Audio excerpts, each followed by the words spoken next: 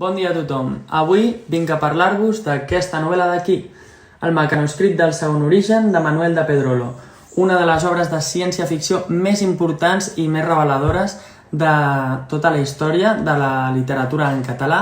De fet, és una obra dels anys 70, en concret del 74, i que va tenir molta rellevància pel canvi de paradigma que va suposar, perquè ara tots estem acostumats a veure moltes pel·lícules i llegir llibres on et mostren com podria ser el món.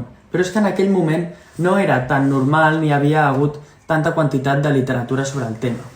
En concret, Manuel de Pedrolo, en el mecanoscrit del segon origen, parteix de la següent situació. Imagina't que se t'acaba el món i només quedeu dues úniques persones. En aquest cas són l'Alba i el Dídac, que són els dos protagonistes i que veuran com tenint 9 i 14 anys han de construir un món nou, o de fet, construir-se a si mateixos i intentar sobreviure en un context on no queda res.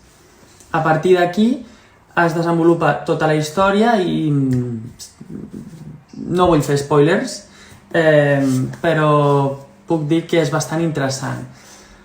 Un matís a explicar és que el vocabulari, evidentment, és dels anys 70, el que implica que hi ha algunes paraules que costa d'entendre avui dia. Igualment, nivells tercer i quart d'ESO està super.